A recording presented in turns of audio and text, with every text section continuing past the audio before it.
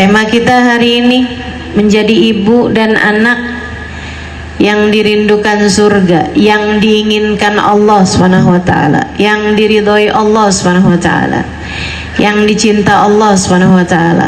Semua dari kita adalah anak bagi orang tua kita. Walaupun setua apapun juga dia tetap anak buat orang tuanya. Kan begitu? Kamu udah jadi orang tua, tapi kan kamu juga anak buat orang tuamu. Semoga Allah jadikan kita anak-anak yang berbakti pada orang tua kita. Jadi anak-anak yang bisa jadi qurrat ain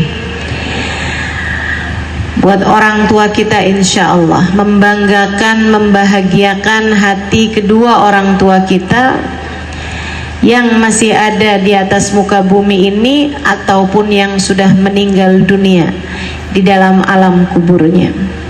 Karena meskipun orang tua kita sudah meninggal dunia, jangan kamu pikir apa yang kamu lakukan dari kebaikan dan apa yang kamu lakukan dari dosa-dosa, jangan kamu pikir tidak sampai kepada orang tuamu yang sudah meninggal dunia. Sampai dilaporkan, mereka dengar, mereka tahu. Yang membuat hati mereka bahagia adalah ketaatan-ketaatanmu. Yang membuat hati mereka sedih adalah maksiat dan dosa-dosamu. Orang tua meskipun sudah meninggal dunia akan merasa bahagia dengan ketaatan dan kebaikan yang dilakukan anak-anaknya. Pun demikian akan bersedih hati dengan kemaksiatan dan dosa-dosa yang dilakukan oleh anak-anaknya. Sebab anak bagi orang tua adalah kelanjutan. Itu yang dimaksudkan dengan hadisnya Nabi Muhammad, idza mata ibnu adam inqata'a amaluhu illa min thalas, sadaqatun jariyah aw ilmun yuntafa' bih aw waladun salih yad'ulah. Kata Nabi, apabila seseorang meninggal dunia, terputus amal baiknya, terputus amal solehnya, dia nggak bisa lagi melakukan kebaikan-kebaikan di dunia dengan dirinya sendiri. Bukan artinya kalau didoakan orang doanya nggak sampai. Orang pengiriman pakai Shopee aja nyampe, pengiriman pakai JNE aja nyampe. Nah, sekarang teleponan ke luar negeri aja nyampe. Sekarang media sosial kamu upload di sini, yang di luar negeri tahu, lihat. Ini sekarang saya kalau live streaming di berbagai macam belahan dunia, mereka bisa dengar suara saya. Adakah menurutmu doa yang dipanjatkan seseorang untuk yang sudah meninggal dunia tidak sampai? Enggak gitu ceritanya. Enggak gitu ceritanya. Nabi Muhammad cerita bahwasanya kamu kalau sudah meninggal dunia, inqata amalu, terputus amalmu, kamu nggak bisa bikin kebaikan lagi. Kamu nggak bisa, saya mau tahajud malam pertama di kuburan, bisa? Nggak bisa. Itu maksudnya Nabi, inqata amalu, terputus amal kebaikan dirinya sendiri. Bukan artinya kebaikan orang lain yang ingin dihadiahkan kepadanya nggak sampai, nggak gitu. Sebab ketika Nabi Muhammad ditanya, ya Rasulullah, matat ummi walam tahuj, wahai Rasul, ibu saya meninggal dunia dan dia belum haji, alayyal hajj, apakah saya bisa menghajikan ibu saya yang meninggal dunia? Nabi Muhammad menjawab, "Na'am walaki ajr." Na'am walaki ajr. Ya, hajikanlah ibu kamu tersebut, walaki ajr, dan kamu juga tetap dapat pahalanya. Artinya, amal ibadah yang dilakukan seseorang untuk yang sudah meninggal dunia disampaikan Allah Subhanahu wa ta'ala pahalanya, dan anak tersebut atau orang tersebut juga ikut tetap mendapatkan pahalanya. Begitu. Maka apapun yang dilakukan orang hidup untuk orang yang meninggal dunia, dengan rahmat cinta Allah Subhanahu wa ta'ala akan disampaikan oleh Allah Subhanahu wa ta'ala.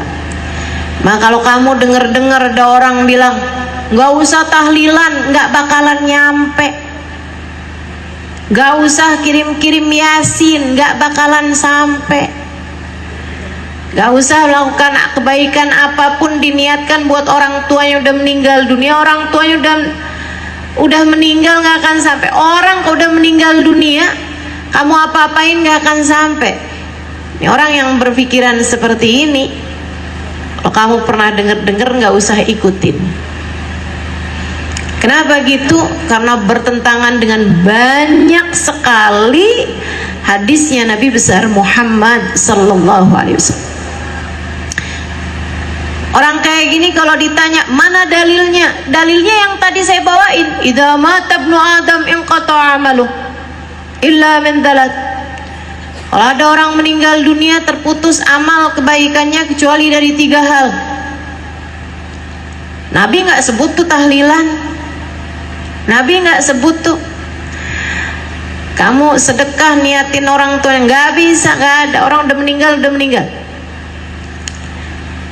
Teman-teman, hadis itu tadi menceritakan bahwa orang kalau udah meninggal dunia, dirinya sendiri nggak bisa bikin kebaikan. Dia nggak bisa bikin kebaikan kalau udah meninggal dunia. Saya mau baca Al-Quran, hari pertama saya di dalam kuburan, bisa? Nggak bisa. Kamu udah meninggal dunia, udah nggak bisa lagi bikin kebaikan. Waktumu udah habis. Bikin baik, bikin amal soleh adalah saat masih hidup di atas muka bumi ini. Nih sekarang nih, mau baca sholawat, mau dengerin kajian, masih bisa. Tapi begitu kamu meninggal dunia udah nggak bisa lagi. Ustazah ada arwah gentayangan lah. Tuh kayaknya orang Bogor tuh. Hantunya banyak. Suster ngesot lah, kuntilanak lah, pocong lah. Bu, kalau emang ada, nggak bakalan ada perbedaan antara hantu Indonesia sama hantu luar negeri. Ini bedanya banyak banget ya. Hantu Indonesia melas-melas, bajunya rombeng-rombeng, jelek-jelek. Suster bisanya ngesot doang, sian. Pocong bisanya lompat-lompat doang. Hantu luar negeri dong, keren-keren pakai jas. Nggak gitu, nggak gitu. Jadi arwah gentayangan nggak ada, ustazah. Mau saya kasih tahu, arwah gentayangan ada apa enggak sih? Saya kasih tahu. Ruh yang bisa berjalan-jalan, berkeliling, itu ada.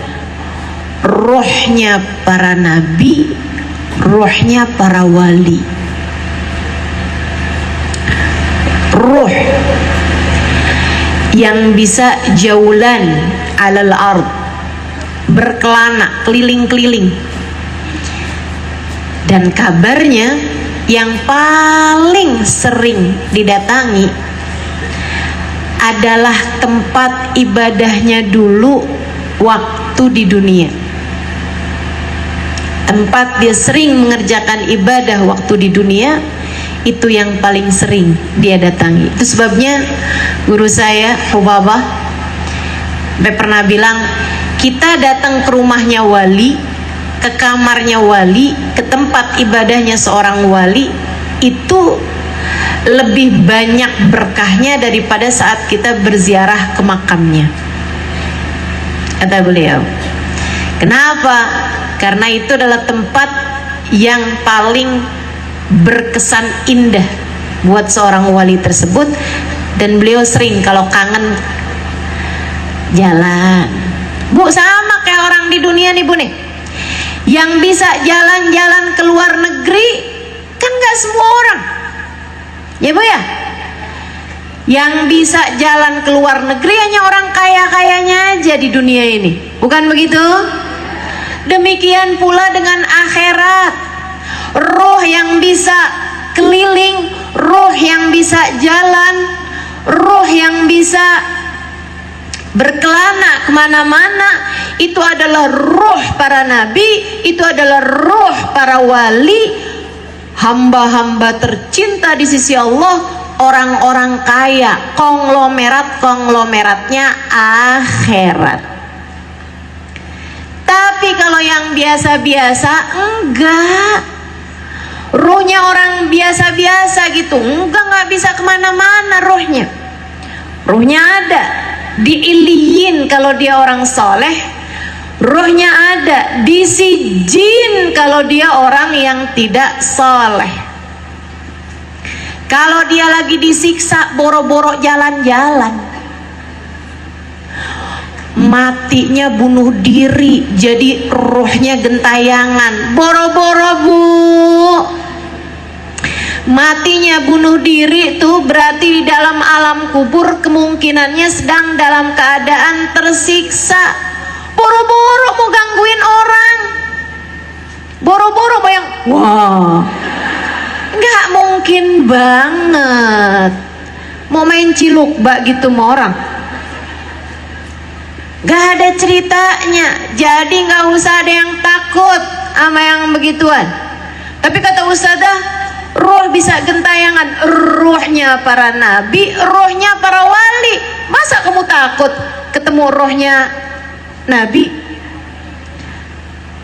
Andai kita diizinkan untuk dapat memandang wajahnya. Kalau rohnya nabi jalan-jalan. Ini Ustazah Halimah lagi ngaco, nilai ngaco. Enggak ngaco.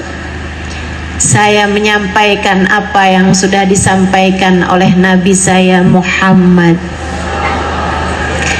Ma sallama alayya ahadun min ummati illa waradallahu alayya ruhi hatta arudda alaihi salam. Tidaklah umatku mengucap salam kepadaku melainkan Allah kembalikan rohku sehingga aku dapat menjawab salamnya. Kalau ada yang ucap salam padaku, entah dia sendirian, entah dia bersama-sama, entah dia mengatakan assalamualaikum ayyuhan nabi warahmatullahi wabarakatuh dengan hati penuh khusyuan, entah dia bersama-sama mengucapkan ya Nabi salam alaika, ya Rasul salam alaika, ya Habib salam alaika, salawatullah alaika. Kita ucap salam kepada Nabi Muhammad. Kata Nabi Muhammad, Allah kembalikan ruhku sehingga aku pun kemudian datang untuk menjawab salamnya. Nabi yang bilang, Nabi yang cerita kalau rohnya bisa berkeliling menjawab salam-salam umatnya. Ada yang ngomong gini, ini kan nggak masuk di akal nih. Orang kan maulidan di sana bikin maulid, sana bikin maulid, sana bikin maulid. Apalagi kalau lagi datang bulan maulid, yang sana ucap salam dengan hati tulus ikhlas, saat sedang sholat, assalamualaikum ayyuhan nabi wa rahmatullahi wabarakatuh, yang sana sholat, yang sana sholat, yang sana sholat, hati mereka khusyuk.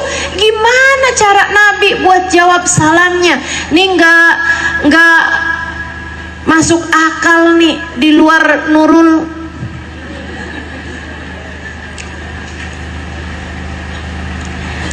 Saudara sekalian yang saya muliakan, para ulama menjawab, bukan jawaban saya. Para ulama menjawab, seperti cahaya matahari.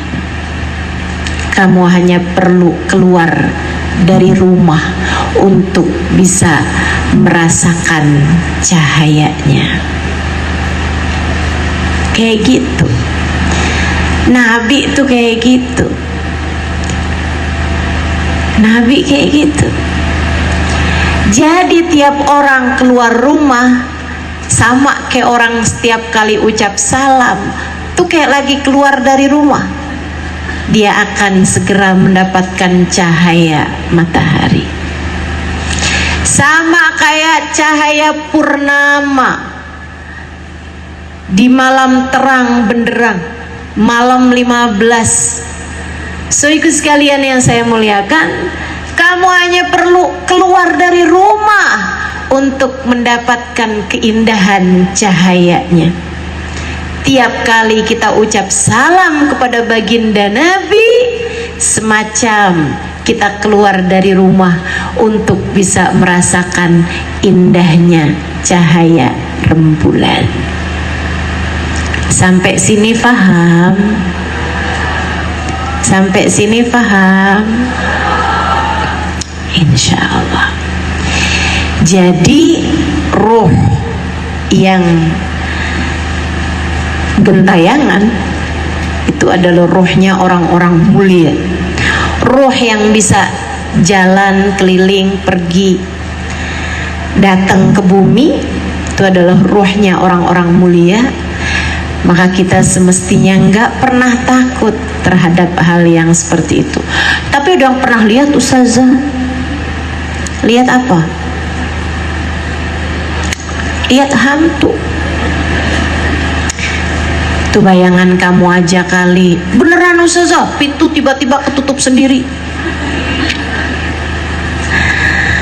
Ada angin tuh kali. Beneran Ustazah, ada hantunya. Beneran ada hantunya. Itu teman-teman saya sekalian bukan ruh yang gentayangan, melainkan jin. Ya kan jadi tetap takut ya Ustazah. Nih saya kasih tahu biar nggak takut lagi sama jin.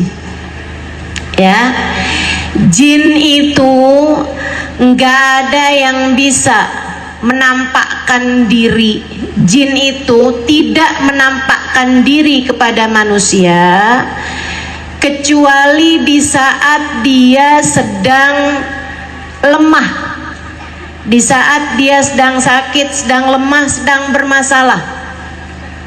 Sama kayak manusia tuh kalau lagi sakit, ya kan, dia jadi lemah gitu. Nah itu kayak gitu pula dengan alam jin. Kabarnya begitu. Jin itu kalau lagi datang kepada manusia atau lagi menampakkan diri kepada manusia, itu adalah karena dia sedang lemah, sedang bermasalah, atau sedang sakit. Nah kamu takut apa sama orang sakit? Jadi kalau ada jin menampakkan diri kepadamu, jangan lari, tanyain aja, ada masalah apa ente bro?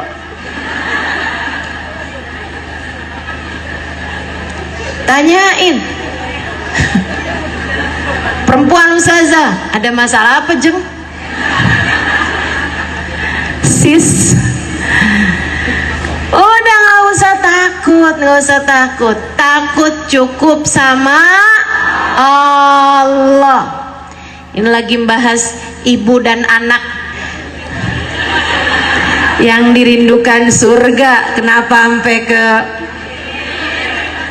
suster ngesot segala ini ya. Baik, jadi teman-teman sekalian, kalau kita meninggal dunia, amal kita terputus kecuali dari 3 hal. Salah satunya adalah dari anak soleh. Makanya kenapa secara khusus disebutkan anak soleh? Karena hanya anak soleh yang akan menjalankan taat dan mendoakan orang tuanya. Hanya anak soleh yang akan mengirimkan pahala-pahala kebaikannya kepada orang tuanya. Semoga kita menjadi anak-anak soleh. Amin ya Rabbal Alamin. Maka berbaktilah kepada orang tuamu hidup ataupun mati. Saat mereka hidup berusaha untuk membahagiakan, saat mereka hidup berusaha untuk memberi perhatian, saat mereka hidup kita berusaha untuk selalu mendoakan. Ketika mereka meninggal dunia, saatnya kita untuk mengirimkan pahala-pahala kebaikan kita kepada mereka. Saatnya kita untuk selalu mendoakan mereka dan memintakan doa dari orang-orang soleh-solehah untuk mereka. Kirimin Fatihah tiap habis sholat. Kalau bisa kirimin Yasin tiap hari. Itu pesan umi saya dari sejak saya kecil. Karena biar gede gini nih, saya pernah kecil juga. Kecil segini. Waktu saya SD saya inget banget tuh. Saya lagi di dapur sama umi saya, sudah kami melihat ada bupati habis ngawinin anaknya diarak. Lewat di depan rumah kami, rame banget, riah sekali, pakai drum band segala macam. Saya di dapur bilang sama umi saya, "Mi, doain ya Mi, biar saya nanti kalau besar jadi orang kaya, saya akan bikinin pesta yang meriah buat Umi." Umi saya bilang, "Aduh nak, Umi tuh males kondangan." Saya bilang, "Kalau gitu doain biar saya kaya raya, jadi saya bisa bikinin buat Umi rumah yang besar." Umi saya bilang, "Rumah kalau besar-besar capek nyapunya." Agak susah disenangkan ini ya, wanita yang tidak cinta terhadap dunia.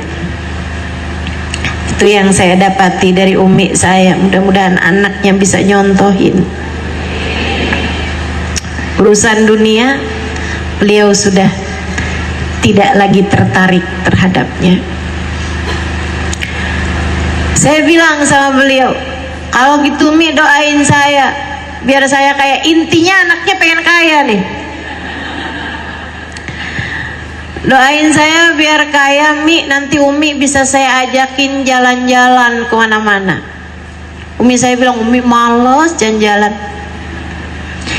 Umi tempat yang pengen Umi datengin cuman Mekah Madinah untuk mengerjakan haji, dan Umi udah pernah pergi haji sama Abah." Jadi bingung saya. Akhirnya saya yang balik tanya Umi saya, "Terus Umi pengennya saya kayak gimana Mi?" Umi saya bilang, "Umi kepengen anak-anak Umi kalau Umi meninggal dunia nanti nggak keberatan buat baca Yasin tiap pagi, dihadiahkan buat Umi." Dari sejak saya kecil saya dengar hal yang semacam itu dari umi saya, membuat saya jadi ngerti gimana cara membahagiakan umi saya adalah dengan berusaha untuk menjadi hamba Allah yang benar, hamba Allah yang baik, biar saya bisa menyenangkan hati umi saya dari sejak umi saya masih hidup sampai umi saya meninggal dunia. Biar bisa saya menyenangkan hati orang tua saya dari sejak mereka masih ada di atas muka bumi sampai kelak mereka masuk ke dalam kuburan. Saya yakin umi saya dengan pesannya di dalam kubur ini. Umi saya udah meninggal tahun 2022, baru aja ya, belum 2 tahun, bulan November. Saya yakin umi saya dalam alam kuburnya nggak pernah nyeselin, duh kenapa dulu tuh ya nggak minta aja dijajanin, mesti nggak pernah nyesel. Kenapa waktu anak saya tanya apa yang saya inginkan, kenapa saya nggak minta aja rumah yang besar, nggak pernah nyesel. Beliau bahkan saya rasa berbahagia bahwa semasa hidup di dunia ia hanya memesankan anak-anaknya agar menjadi anak-anak yang soleh-solehah, kemudian berkenan mengirimkan bacaan surat Yasin setiap pagi. Sebab Nabi Muhammad berkata, Iqra'u ala mautakum Yasin. Bacakan untuk orang-orang yang sudah meninggal dunia di antara kalian surat Yasin. Bacain surat Yasin, memberi keringanan dan ampunan bagi orang tuamu yang sudah meninggal dunia. Teman-teman saudaraku sekalian saya muliakan, tapi kan itu dari anak. Kalau dari orang lain apa bisa nyampe doa-doa kita kepada mereka? Bu, Kak, Dek, Nak, dengerin. Ini memang nggak terlalu terkait pembahasan kita, tapi saya rasa saya harus menyampaikannya kepadamu biar hatimu jadi tenang. Biar nanti kalau ada orang-orang menyampaikan tahlilan nggak nyampe, doa buat arwah yang sudah meninggal dunia nggak nyampe, doain tetangga nggak perlu, doain siapa nggak perlu, gitu. Kamu jadi punya ketetapan hati. Saya sampaikan ini bukan buat kamu jawabin orang yang ngomong kayak begitu, karena ilmu kita bukan ilmu untuk berdebat, melainkan ilmu untuk diamalkan. Sampai sini jelas? Sampai sini paham? Ilmu kita ini teman-teman, ilmu para ulama-ulama, para orang-orang soleh yang ada di atas kita ini, ilmu yang mereka sampaikan untuk diamalkan, untuk dikerjakan, bukan ilmu untuk memperdebatkan, bukan ilmu buat kamu harus jawab begini kalau ada orang ngomong kayak begini. Enggak. Saya nggak mau kalau kamu dengan ilmu yang saya sampaikan jadi orang yang ahli debat, nggak mau saya. Saya mau kalau dengan ilmu saya kamu bisa ngamalin dengan hati yang tenang karena kamu tahu landasan hukumnya. Saudaraku sekalian saya muliakan, akbar dalil, kata guru saya Sayyidil Habib Umar bin Hafid, akbar dalil ala wusulid du'a lil amwat, sebesar-besar dalil yang menunjukkan bahwasanya doanya orang yang hidup buat orang yang sudah meninggal dunia adalah kewajiban sholat jenazah. Ibu kalau nyolatin jenazah ngapain kalau bukan doain buat mayit? Bahkan nggak pakai ruku, nggak pakai sujud. Orang kalau nyolatin jenazah nih kan udah meninggal tuh, ya kan? Kan itu Allahumma ufir lahu warhamhu wa'afihi wa'fu anhu. Ya Allah ampunin dia, ya Allah sayangin dia, ya Allah ampuni dosa-dosanya, ya Allah gugurkan kesalahan-kesalahannya. Allahumma ufir lahu warhamhu wa'afihi wa'fu anhu, selamatkanlah dia ya Allah. Saudaraku sekalian saya muliakan, kalau doanya orang yang hidup buat orang yang mati nggak nyampe, ngapain Allah perintahkan sholat jenazah? Masa Allah mau perintahkan sholat jenazah, kamu doain ya mayatnya tapi nggak nyampe loh? Nggak mungkin. Didoain karena sampai. Apakah sholat jenazah diwajibkan hanya untuk anak? Enggak dong. Kesian banget yang nggak punya anak. Sholat jenazah buat siapapun. Kamu dengar ada orang meninggal dunia, sholatin jenazahnya, kan begitu? Kita nyolatin jenazahnya orang yang sudah meninggal dunia, kita doain orang tersebut. Udah mati apa masih hidup? Udah mati. Nyampe apa nggak nyampe? Nyampe, nggak mungkin nggak nyampe kalau Allah yang subhanahu wa ta'ala yang perintahkan. Karenanya kalau kamu lagi hadir tahlilan, kamu tahu nyampe kok ini. Kenapa bisa nyampe? Ya kalau nggak nyampe Allah nggak akan perintahkan sholat jenazah. Itu kan karena baru meninggal. Maksud kamu ada perbedaan gitu? Sama-sama udah meninggalnya kok mau lama kek? Mau mayat lama, mau mayat baru, ya kan? Semuanya sama-sama udah meninggal dunia.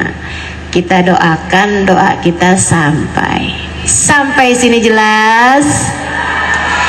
Saudaraku sekalian, saya muliakan, semoga kita semua menjadi anak yang berbakti buat kedua orang tua kita. Karena itu adalah salah satu dari amal-amal terbaik di sisi Allah Subhanahu wa ta'ala. Ketika datang seorang pemuda kepada Nabi kita Muhammad sallallahu alaihi wasallam, dia bertanya, "Ya Rasulullah, man ahaqqun nas an abirra ilaih?" Wahai Rasul, siapa orang yang paling layak mendapatkan kebaikanku? Siapa orang yang saya mestinya berbuat baik nomor satu sama dia? Nabi Muhammad menjawab, ummuka, ibu kamu. Tummaman, siapa lagi Rasul? Ummuka, ibu kamu. Tummaman, siapa lagi Rasul? Ummuka, ibu kamu. Tummaman, siapa lagi habis itu Rasul? Abuka, bapak kamu. Ibu baru bapak. Artinya haknya ibu 3 kali haknya bapak.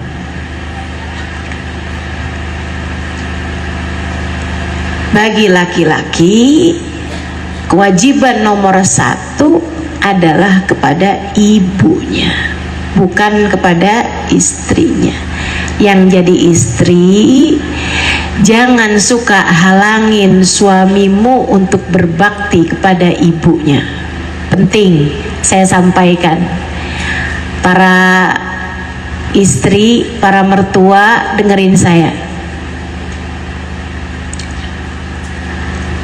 Para istri, dengerin saya. Para mertua juga dengerin saya. Yang nggak jadi istri, nggak jadi mertua, nggak usah dengerin Ustazah. Denger juga, kali-kali kan ternikah, ya kan? Jangan halangi suamimu berbakti kepada orang tuanya. Tapi Ustazah, suami saya tuh Ustazah, ibunya mulu. Dia sampai kurang-kurang sama saya. Enggak kurang-kurang sama kamu. Anak yang mengerti berbakti kepada ibunya, anak yang soleh. Anak yang soleh tidak akan menelantarkan keluarganya. Tenang. Kalau kamu bisa mendukung suamimu, support suamimu, mendorong suamimu untuk berbakti kepada ibunya, nanti anak-anak kamu Allah jadikan berbakti padamu. Tenang. Tapi saya nggak ada anak Ustazah. Tenang, Allah Subhanahu wa ta'ala akan jadikan orang-orang di sekelilingmu bisa menyenangkan hatimu. Nggak ada yang kurang, Dek, Mbak, Kak, Bu, nggak ada yang kurang. Ketika anak berbakti kepada ibunya, nggak akan ada yang berkurang dari kebaikan-kebaikannya kepada dirimu sebagai istrinya. Jangan biarkan setan mengelabuhimu. Jangan biarkan setan mengelabuhimu. Ibunya aja yang dipikirin, dia sampai telantarkan keluarganya, ibu mulu. Jangan. Setan tuh, setan. Enggak, jangan ikutin setan. Kamu adalah muslimah, kamu faham betul bagaimana Allah Subhanahu wa Ta'ala membuat aturan-aturan dalam kehidupan, dan itu adalah yang terbaik. Dengar, dengar. Malah kalau kamu lihat, kok suami saya nggak pernah ngasih ibunya ya, kok suami saya kurang sopan, kurang santun kepada ibunya ya. Nasehatin, bilangin, hidup tuh berkah kalau kamu lebih baik kepada ibumu.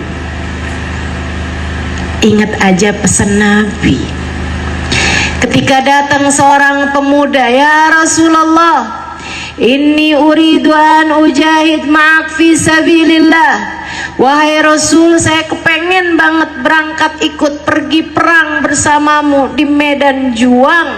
Akan tetapi wahai Rasul, ibu saya sedang sakit di rumah, gak ada yang jagain selain saya. Wahai Rasul, apa yang harus saya lakukan? Nabi nggak bilang kalau gitu kalau kamu punya uang, minta orang lain buat jagain, kamu bayar. Nggak gitu. Nabi nggak bilang misalnya kalau gitu buruan kamu nikah, istri kamu tuh minta dia buat jagain ibu kamu, kamunya jihad aja fisabilillah. Nggak gitu. Nabi Muhammad bilang kepada laki-laki tersebut, pada pemuda tersebut, kata Nabi Muhammad, idzan fafiha fajahid, idzan fafiha fajahid.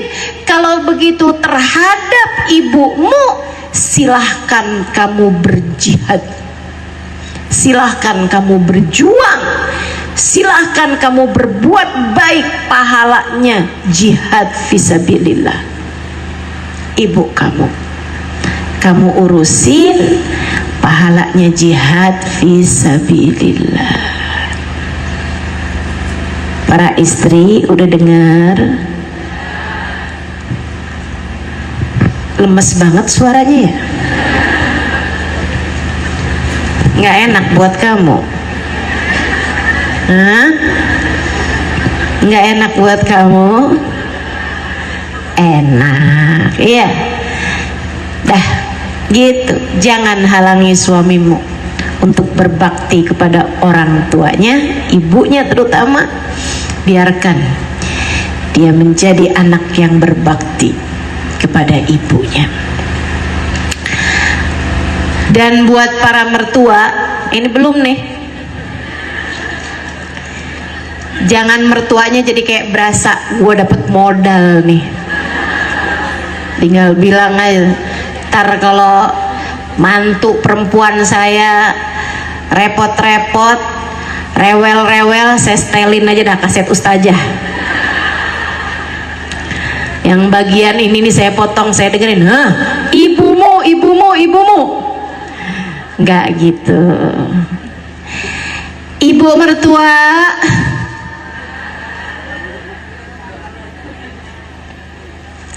yang sayang sama mantu,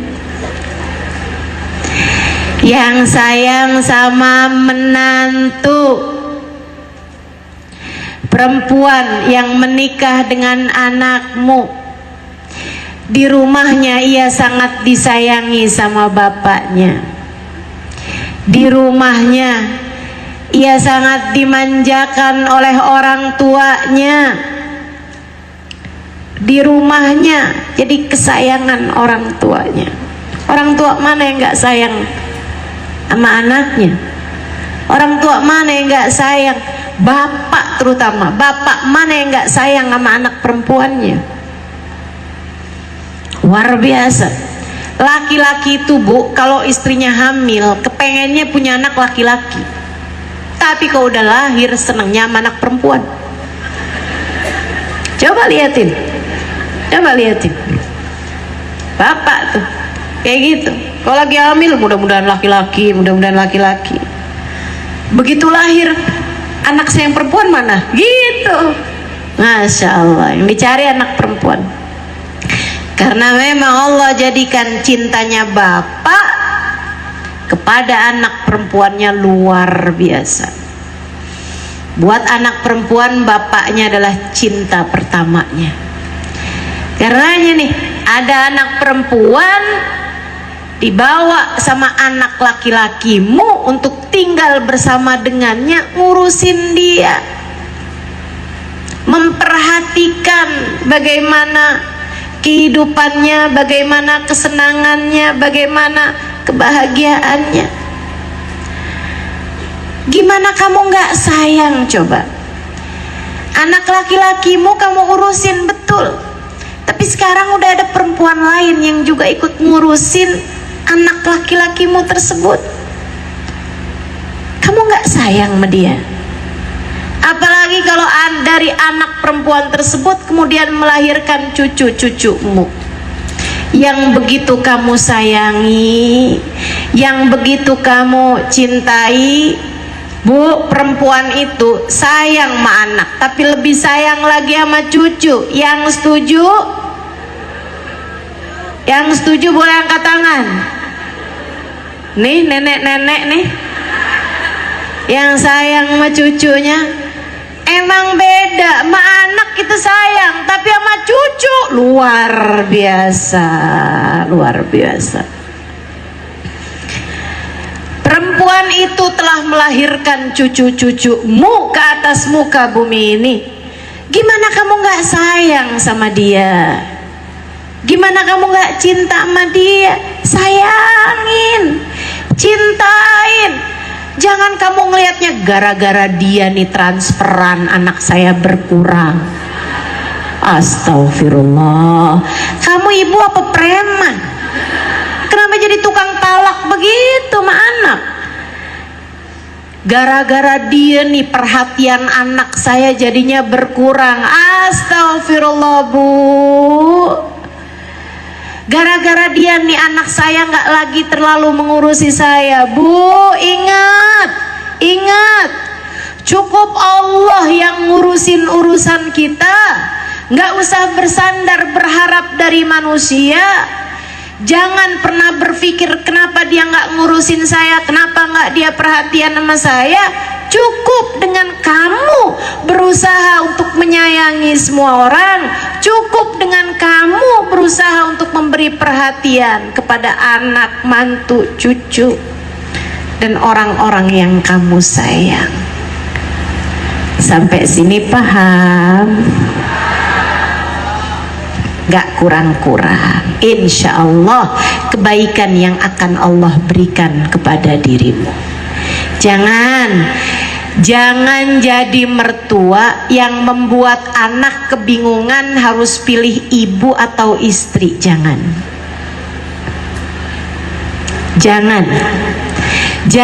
jadi mertua yang membuat anak laki-lakimu kebingungan nih, kalau kayak gini nih saya mesti duluan ibu apa duluan istri saya. Jangan. Biarkan anak-anakmu menjadi anak-anak yang memiliki kehidupan yang baik dalam rumah tangganya. Apalagi kalau kamu sampai sebagai mertua berusaha memisahkan anakmu dari istrinya. Jangan. Anakmu sayang sama istrinya, tapi karena kamu gak sayang sama menantumu, kamu minta anakmu untuk pilih mama atau istrimu itu. Jangan, Bu, jangan. Atau kamu jelek-jelekkan menantumu tersebut sehingga anakmu kemudian hatinya jadi tidak lagi cinta, tidak lagi sayang kepada istrinya. Hati-hati, hati-hati. Kata Nabi Muhammad alaihi salatu wassalam, man farraq, siapa yang memisahkan baina mri'in wa habibah, siapa yang memisahkan antara seseorang dengan yang dia cintai, Allah akan pisahkan dia dari yang dia cintai di akhirat nanti. A'udzubillah min dzalik.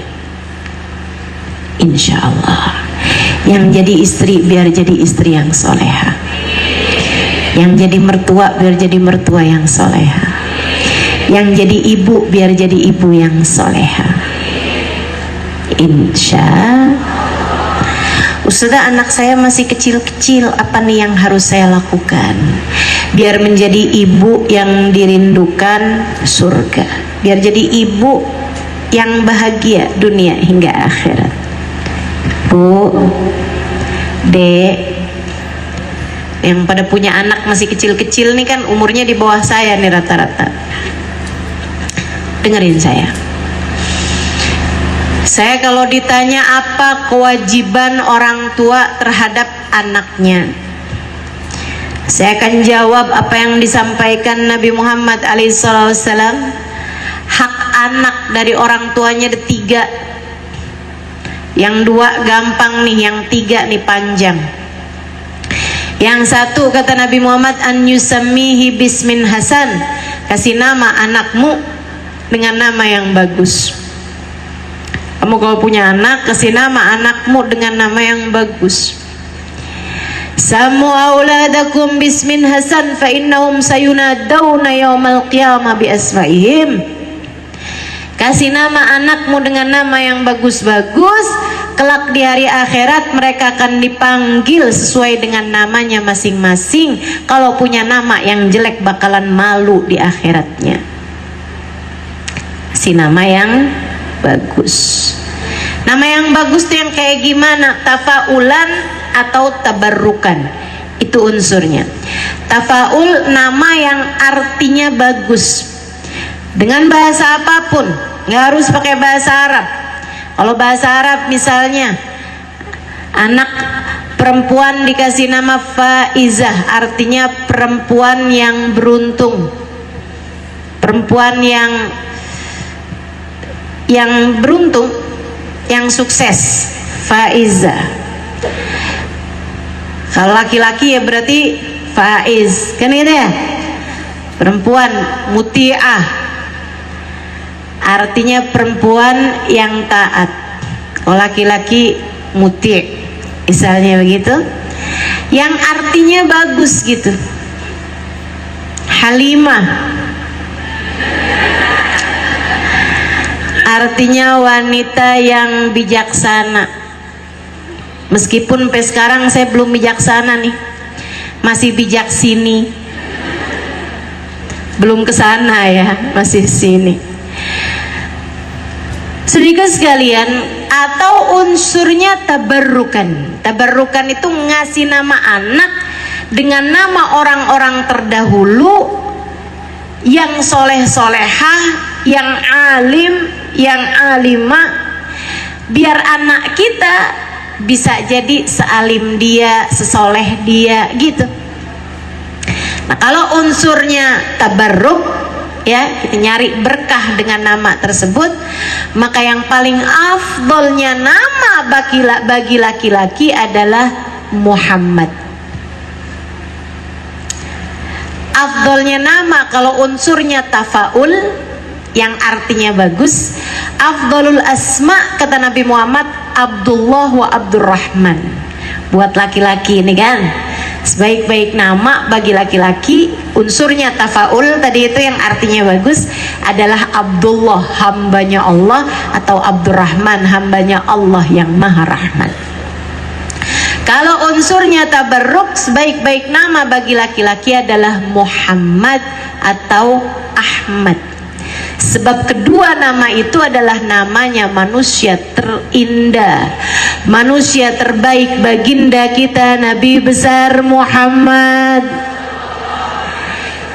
yang namanya di bumi lebih terkenal dengan nama Muhammad, namanya di langit lebih terkenal dengan nama Ahmad. Nah itu seindah-indah nama buat kita tabarrukan. Setiap kali panggil nih Muhammad, harapmu, doamu, ya Allah, jadikanlah ia dapat berkahnya Nabi Muhammad. Ya Allah, karuniakan kepadanya akhlak seperti akhlaknya Nabi Muhammad. Karenanya saya lebih suka, saya lebih setuju kalau kamu punya anak namanya Muhammad, panggil lengkap aja. Jangan disingkat-singkat, Met, Ahmad, gitu ya. Jangan, dah biarin panggil nama dengan nama Muhammad. Tiap kali kamu panggil niatin doa. Sebab Allah sayang secara otomatis pada anak-anak yang namanya Muhammad. Lebih mudah disayang sama Allah karena namanya sama nama kekasihnya. Itu sebabnya Nabi Muhammad bilang, "Sammu auladakum bismi wala tadribu." Kasih nama anakmu dengan nama Muhammad, dengan namaku, kata Nabi Muhammad, dan jangan pukul dia. Kenapa gitu? Kamu pukul, anakmu sakit, Allah juga akan kesal, marah kepadamu. Kenapa kamu pukul seseorang yang namanya sama dengan nama kekasihku?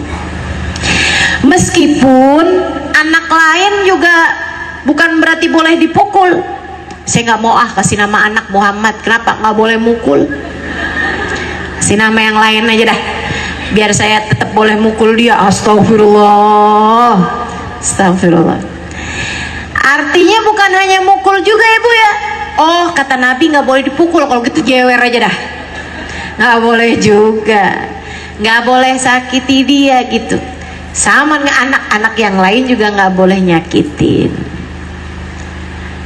Insya diamalin. Sammu auladakum bismin hasan. Itu yang pertama. Wajibanmu kasih nama anak dengan nama yang bagus-bagus. Kemudian yang kedua, kata Nabi Muhammad alaihi salatu wassalam, adalah an diakekahin. Punya anak, akekahkan anakmu, Bu. Kalau anak laki-laki sembelihkan 2 ekor kambing, kalau anak perempuan sembelihkan 1 ekor kambing. Kenapa begitu Ustazah? Ya emang gitu aturannya. Aturan dari baginda kita Nabi besar Muhammad, aturan dari Allah subhanahu wa ta'ala jalla jalaluhu wa ta'ala azamatuh. Sembelihkan buat anak laki-lakimu 2 ekor kambing, sembelihkan buat anak perempuanmu 1 ekor kambing. Diakekahkan. Ibu-ibu sekalian, ada hadisnya Nabi Muhammad, semua anak tergadai dengan akekahnya. Anak tergadai sampai dibayarkan akekahnya. Sampai kamu sembelihkan. Ustazah boleh nggak gini Ustazah? Saya liatin nih harga kambing nih sekarang. Oh, 3 juta. Saya sedekahkan Ustazah buat orang-orang yang ada di Palestina. Nggak bisa. Nggak bisa. Kamu sedekahkan buat siapa-siapa boleh. Akan tetapi gantinya akekah, kamu ganti dengan sedekah nggak boleh. Boleh nggak Ustazah? Ini orang di kampung saya nih pada nggak suka kambing. Boleh nggak saya beliin beras aja biar lebih manfaat? Nggak boleh. Sebagai akekah harus kamu sembelihkan kambing 2 ekor bagi anak laki-laki, 1 ekor bagi anak perempuan. Kenapa? Dengerin saya. Kenapa harus sembelihkan binatang buat anakmu? Bu, sebab kamu harus menyembelih sifat kebinatangan dari diri anak-anakmu. Aturan Allah. Beberapa waktu yang lalu saya dengar seorang psikolog anak, Dr. Aisyah Dahlan, cerita begini nih. Ada tuh di YouTube, silahkan didengarkan. Ilmu tuh. Kata beliau, saya ini jadi psikolog udah lama. Orang curhat segala macam curhatan dari zaman tahun kapan tahu. Ngadepin permasalahan anak-anak, remaja-remaja. Banyak banget ibu-ibu curhat. Dia bilang itu dibagi 2 tuh. Anak bandel tuh dibagi 2. Ada yang gampang penanganannya, ada yang sulit penanganannya. Ada yang gampang gitu, nasehatin, diiniin, diituin, ibunya kalimatnya bijak, kalimat yang lemah lembut ini itu bisa gitu, jadi bagus anaknya. Tapi ada juga yang susah, bandel, dibeginiin, dibegituin, tetap aja bandel dengan kebandelan-kebandelan yang luar biasa, mengikuti hawa nafsunya luar biasa, susah penanganannya. Beliau bilang kalau ada anak susah penanganannya, saya biasanya akan tanya kepada ibunya, anakmu udah diakekah apa belum? Semua jawabannya belum diakekah. Kenapa anak kalau belum diakekah bandel? Karena sifat kebinatangan dari anak tersebut masih sangat menonjol baginya. Kamu belum sembelih kebinatangannya. Coba diingat-ingat, anakmu yang bandel-bandel udah diakekah apa belum? Belum ustazah, belum mampu. Nabung, nabung. Gak apa-apa bu, buat anak kamu. Masa gak mau nabung? Buat anak biar jadi soleh, biar jadi soleha. Masa kamu gak mau nabung? Nabung, bismillah. Niatnya mau bisa akekahin anak, insya Allah Allah bantuin. Insya Allah Allah bantuin. Ibu ya, selisihin tuh yang biasanya buat beli cendol, tuh kan, selisihin sedikit nggak apa-apa, niat dulu aja. Saya kepengen bisa akekahin anak saya, tapi anak saya udah besar, sudah nggak apa-apa. Sampai seumur hidupnya kamu masih tetap bisa mengakekahkan anaknya, meskipun kalau dia udah dewasa, udah kerja gitu kan, nah itu dia boleh mengakekahkan dirinya sendiri. Termasuk ibu-ibu, lihat dirimu tuh bu. Iya ustazah, saya bandel nggak selesai-selesai. Kayaknya kamu perlu diakekah. Ya, coba tanyain tuh sama ibu bapak kamu, bu, saya diakekahin apa belum sih bu? Gituin. Kenapa soalnya? Saya kok demen banget ngajak orang bertengkar. Sifat kebinatangan, suka nanduk-nanduk nih ya, suka nyeruduk-nyeruduk gitu sama orang. Nah tuh bisa jadi karena kita belum diakekahin. Ustazah, suami saya bandel banget dah. Kayak perlu diakekahin tuh. Begitu ya, itu kewajiban orang tua yang nomor 2. Yang ketiga nih yang paling panjang, anturabiyan yurabi bitarbiyatin hasanah. Dididik dengan didikan yang baik. Gimana caranya didik anak dengan didikan yang baik? Saya kalau ditanya, saya Alimah terus kalau ditanya, ustazah, gimana cara didik anak atau apa yang harus dilakukan orang tua nih kepada anaknya? Satu aja bu, dengerin saya. Kewajibanmu sebagai ibu kepada anakmu adalah mengenalkan kepada anakmu cintanya Allah dan Rasulnya lewat cinta dan kasih sayangmu kepada mereka. Kenalkan kasih sayang Allah kepada anak-anakmu lewat kasih sayangmu kepada anak-anakmu yang sayang sama anak, yang sayang sama anak. Jangan pernah pukul, jangan pernah ngomong kasar, jangan pernah ngomong kotor sama anak, jangan. Apalagi kamu panggil dengan nama-nama binatang, jangan. Anakmu kalau bukan kamu sebagai ibunya yang sayang sama dia, siapa lagi? Ibu tuh sayangnya sepanjang jalan. Lah kamu nggak mukul sama anak, kamu jewer anak kamu kata-katain anak kamu di depan temen-temennya. Kamu kayaknya jalan buntu nih, jangan. Kasih sayang ibu sepanjang jalan, jalannya jalan buntu ternyata. Pendek bener kasih sayangnya. Habisnya anak saya bandel ustazah. Nggak ada anak bandel, nggak ada anak bandel. Anak kecil bandel nggak ada. Yang ada adalah anak yang berusaha mencari perhatian orang tuanya dengan cara-cara yang tidak baik, karena saat ia mencari perhatian dengan cara-cara yang baik, orang tuanya tidak cukup memberi perhatian padanya. Kamu jarang peluk anakmu, kamu jarang puji anakmu, kamu jarang menunjukkan kasih sayang kepada anakmu. Anakmu kemudian mencari perhatianmu bahkan dengan cara-cara yang tidak baik. Nggak kesian apa sama anaknya?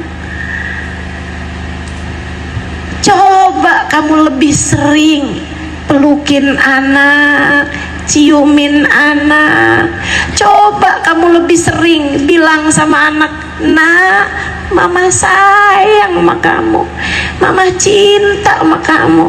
Nah, andai mama dikasih pilihan, dikasih rumah gedongan, atau dikasih kamu, dikasih mobil mewah, atau dikasih kamu, bahkan dikasih gunung emas, atau dikasih kamu, mama akan tetap memilih dikasih kamu. Nak, kamu adalah hadiah terindah yang Allah berikan dalam kehidupan mama.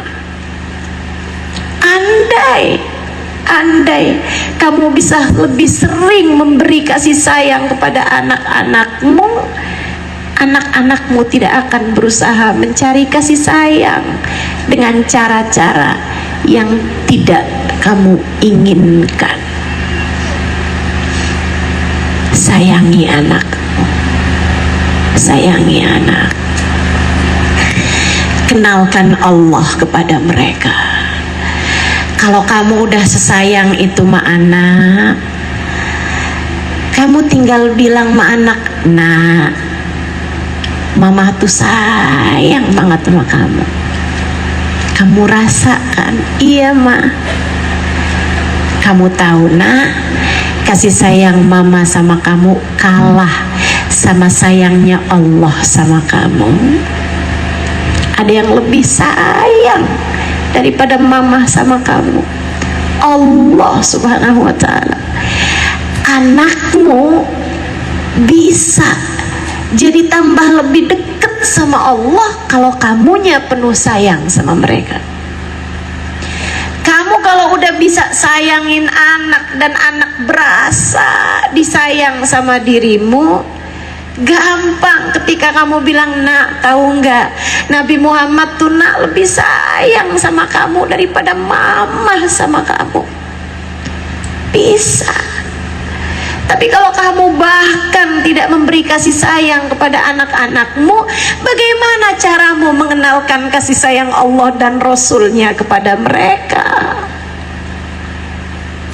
Yang sayang, yang sayang, yang sayang. Nanti anak saya jadi manja, Ustazah, kalau saya sayang. Siapa bilang? Gak ada ceritanya begitu. Sayyidah Fatimah bercerita, di awal-awal Islam, ayahku sering pulang dalam keadaan tidak selamat, sering pulang dalam keadaan debu melumuri tubuhnya yang mulia, sering pulang dalam keadaan memar badannya karena dipukul orang. Hal pertama yang dilakukan Nabi pada saat tersebut ketika masuk ke dalam rumahnya adalah memanggil putrinya Fatimah, kemudian memeluknya erat, menyayangi, mencintai, memeluk, mencium keningnya dengan penuh rasa sayang. Bu, kalau dengan kamu sayang dia bakal jadi manja, niscaya tak akan kita dapati Sayyidah Fatimah, wanita yang begitu disayangi oleh orang tuanya. menjadi wanita yang begitu kuat menghadapi berbagai macam ujian dalam kehidupan, yang sayang sama anak, yang sayang sama anak. Perlu kayaknya kamu duduk sama anak secara serius satu-satu. Nah, mama sayang banget sama kamu, sayang banget sama kamu. Gak bisa diukur kasih sayang mama sama kamu. Maafin mama ya nak, kemarin-kemarin kadang cubit kamu, kadang jewer kamu, kadang mama marah-marah ngomel-ngomel sama kamu, kadang mama ngomongnya kasar sama kamu. Maaf ya nak, mama suka nggak sabar, maaf ya sayang, maaf, maafin mama, maafin mama.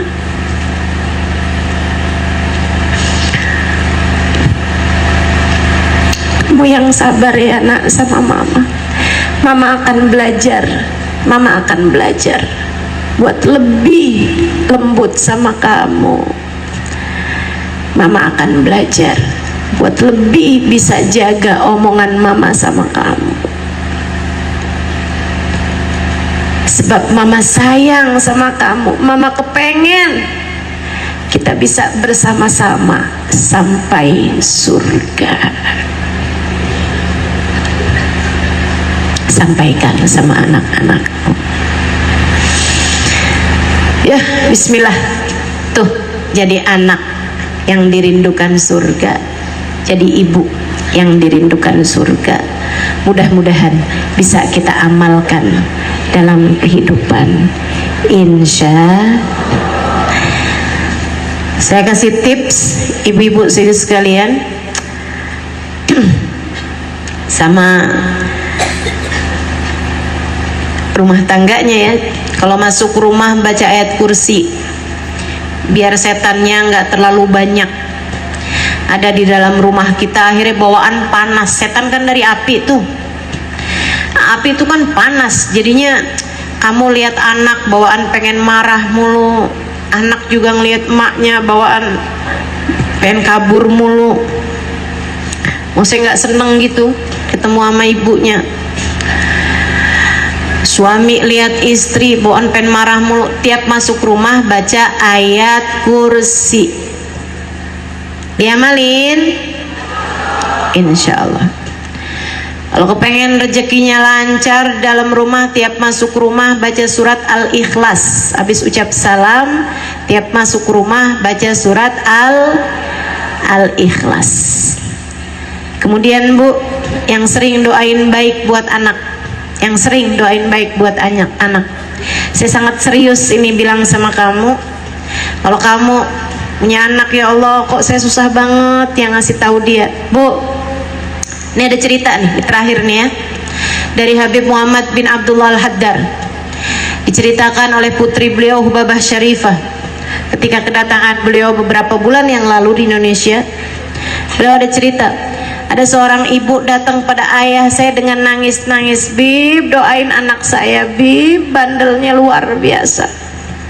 Susah saya bilangin, gak dengerin omongan saya Bib, susah saya omonginnya Bib, susah saya didiknya Bib, tolongin saya, doain anak saya.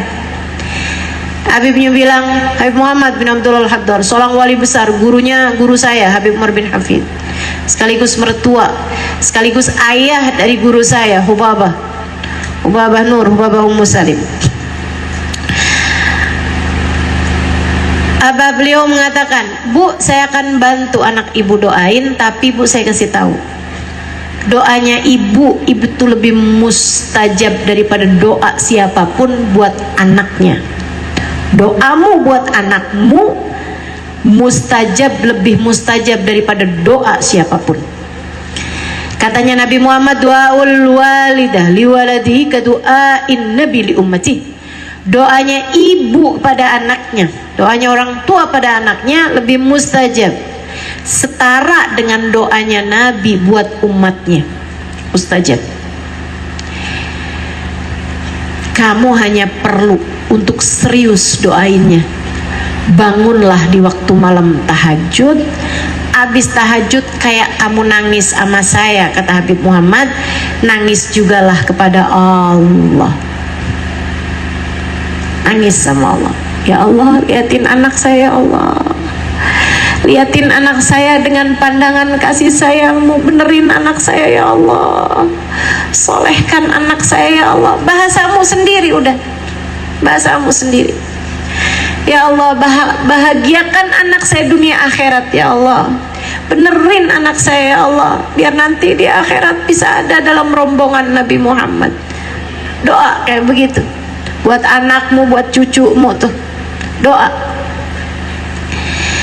dikerjain Bu sama si ibu ini. Tapi ya memang gak instan yang namanya doa tuh. Bukan kayak nyeplok telur, habis selesai doa langsung kita lihat ijabahnya. Enggak, bertahun ibu ini doa. Subhanallah, kata Baba Syarifah, saya mendapati anak ini salah satu dari anak paling soleh di kampung kami.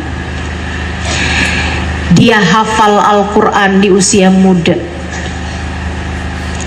Bahkan dia pernah mengerjakan sholat malam 2 rakaat dengan membaca Al-Quran 30 juz dalam sholatnya. Luar biasa, luar biasa. Doa, doa ibu diamalin, diamalin, insya Allah. Yuk kita angkat tangan kita minta pada Allah Subhanahu Wa Taala. Ya Allah, pandang orang tua kami dengan pandangan kasih sayangmu.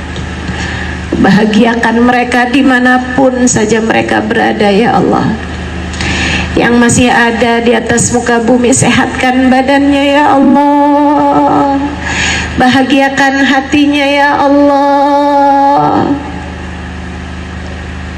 Sehatkan badannya, bahagiakan hatinya. Mudahkan mereka mengerjakan taat kepadamu, ya Allah. Ampuni dosa-dosanya, tutup aib-aibnya. Yang sudah meninggal dunia, ya Allah, hanya Engkau yang dapat melakukannya.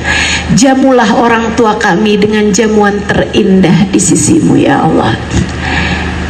Ridhoi dan terima orang tua kami, ya Allah.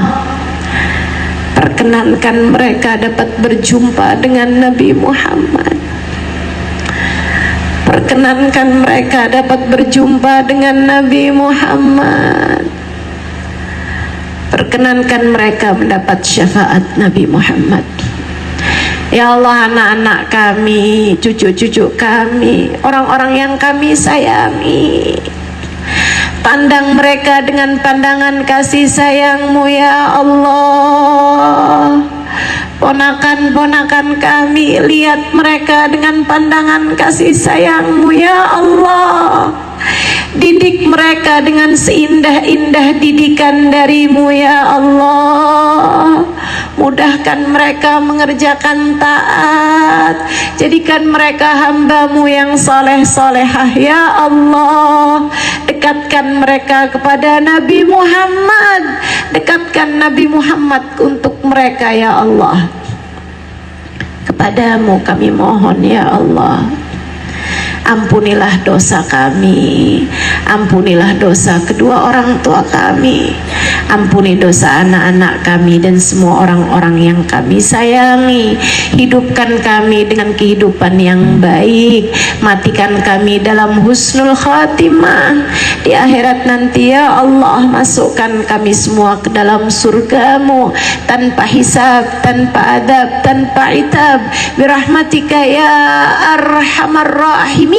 Wa sallallahu ala sayyidina Muhammadin wa ala alihi wa sahbihi wa sallam bi fadli subhana rabbika rabbil izzati amma yasifun wa salamun alal mursalin walhamdulillahi rabbil alamin wa ila hadratin nabi al-fatihah.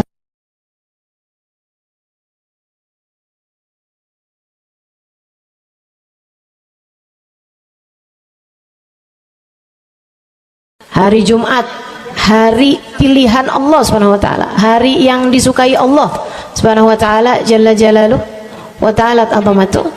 Karenanya sebagai umat Islam kita diminta secara khusus sebagai umat Nabi Muhammad, Jumat nih hadiah Allah buat Nabi Muhammad, dilipat gandakan amal-amal ibadah. Karenanya sebagai umatnya Nabi Muhammad, hari Jumat ada amalan yang sangat baik dilakukan. Assalamualaikum warahmatullahi wabarakatuh. Alhamdulillah, wassalatu wassalamu ala rasulillah Muhammad ibn Abdillah wa ala alihi wa sahbihi wa man wala. Subhanaka la ilma lana illa ma 'allamtana innaka antal alimul hakim. Rabbi syrah li sadri wa yassir li amri wahlul 'uqdatan min lisani yafqahu qawli, amma ba'du. Baik, sebelum kita mulai, kita akan baca niat belajar bersama-sama. Mudah-mudahan ilmunya nanti sekali lagi jadi ilmu yang manfaat buat kita sekalian. Bismillahirrahmanirrahim. Nawaitu ta'allum wa ta'lim wan naf'a wal intifa' wal mudzakarah wat tadhkir wal ifadah wal istifadah wal hidza 'ala tamassuk bi kitabillah wa sunnati rasulillah sallallahu alaihi wa alihi wasallam wa du'a ila al-huda wa dilalata 'ala al-khair ibtigha'a mardatihi wa qurbihi wa thawabihi wa husnil khatimah ma'al lutfi wal afiyah wa salahil aqibah birahmatika ya arhamar rahimin. La hadratin Nabi Muhammad sallallahu alaihi wasallam wa alihi washabihi azwaji wa dzurriyyati wa ahli baiti muslimin jamil anbiya wal mursalin wal kulli ajma'in. Anna Allah yaghfiruhum wa yarhamuhum wa ya'li darajatihim fil jannah wa yanfa'una barakatihim wa asrarihim wa anwarihim wa ulumihim wa nafaatihim fid din wa dunya wal akhirah. Al-Fatihah, baca bersama-sama. A'udzu billahi minasyaitonir rajim. Bismillahirrahmanirrahim. Alhamdulillahi rabbil alamin. Arrahmanir rahim. Maliki yaumiddin. Iyyaka na'budu wa iyyaka nasta'in. Ihdinas siratal mustaqim. Siratal ladzina an'amta 'alaihim ghairil maghdubi 'alaihim waladdallin. Amin. Taqabbalallah minna wa minkum, taqabbal ya karim. Amalan kalau dikerjakan hari Jumat berlipat ganda 10 kali lipat. Itu kata Nabi kita Muhammad sallallahu alaihi wa ala alihi wasallam. Karenanya nih, hadir maulid di sini nih 1 kali kayak hadir maulid 10 kali. Amalan-amalan dilakukan pada hari Jumat berlipat-lipat ganda. Hari Jumat, hari pilihan Allah Subhanahu wa taala, hari yang disukai Allah Subhanahu wa taala jalla jalaluh wa ta'ala azamatuh. Karenanya sebagai umat Islam kita diminta secara khusus sebagai umat Nabi Muhammad, di Jumat nih hadiah Allah buat Nabi Muhammad, dilipat gandakan amal-amal ibadah. Karenanya sebagai umatnya Nabi Muhammad, hari Jumat ada amalan yang sangat baik dilakukan pada malam dan hari Jumat ini. Nabi Muhammad mengatakan, "Aktsiru minas salati alayya fil lailatil gharra wal yaumil azhar." Kata Nabi, perbanyaklah bersolawat kepadaku pada malam yang benderang, bercahaya, dan juga pada siang hari yang terang benderang. Apa itu Rasul? Malam hari yang terang, siang hari yang terang, itu